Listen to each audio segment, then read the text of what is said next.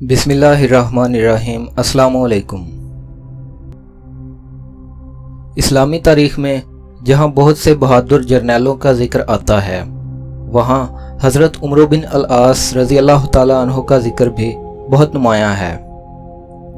आज हम अपनी इस वीडियो में हज़रत उमर बिन अल-आस रज़ी अल्लाह ताला अन्हु की ज़िंदगी का एक वाक़या बयान करेंगे। ये उन दिनों का वाक़या है जब आप रज़ी अल्लाह ताला अन्हु ने मिस्र को फ़तह किया था। मिस्र फ़तह करने के बाद इस्लामी फ़ौजें वापसी की तैयारी करने लगीं। अपने अपने खैमे उखाड़े जाने लगे। जब तमाम खैमे उखाड़ लिए गए तो चंद सिपाही आपकी खिदमत में हाज़िर हुए और अर्ज़ की, हुज़ूर, तमाम फ़ौज चलने को तैयार है, सिर्फ़ आपका खैमा उखाड़ना बाकी है। अगर हुक्म हो तो खैमा हटाने का काम शुरू किया जाए। आप रज़ी अल्लाह ताला अन्हु ने इजाज़त दे दी और सामान इकट्ठा करने के लिए खैमे में तशरीफ़ ले गए। अचानक आपकी नज़र अपनी जाए नमाज पर पड़ी। देखते हैं कि एक कबूतर चंद तिनके समेटे छत की तरफ उड़ने की कोशिश कर रहा है। आपने छत की तरफ देखा तो चंद और कबूतर भी नज़र आए। अभी आप रज़ी अल्लाह ताला अन्हु छत की तरफ देख ही रहे थे कि छत में लगे घोंसले से चंद तिनके गिर पड़े। अभी वो तिनके ज़मीन तक पहुंचने भी ना पाए थे कि एक कबूतर उनकी तरफ लपका और उन्हें दबोच कर घोंसले की तरफ बढ़ गया।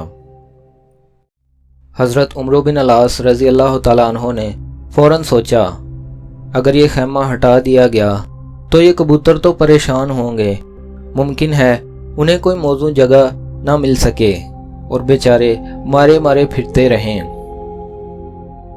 ये बात सोचकर आप बेचैन हो गए।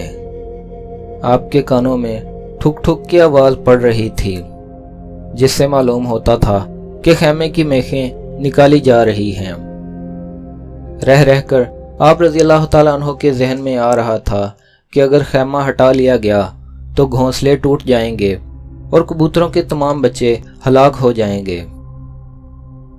इसी कश्मकश में आप खैमे से बाहर निकल आए और सिपाहियों को हुक्म दिया, मेरा खैमा यहीं रहेगा, मेखें मत उखाड़ो।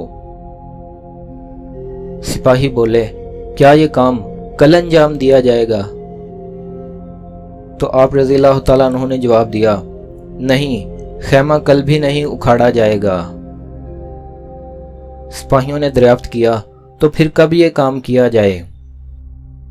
आप रज़ी अल्लाह ताला अन्हु ने जवाब दिया, कभी नहीं, खैमा हमेशा इसी जगह पर रहेगा।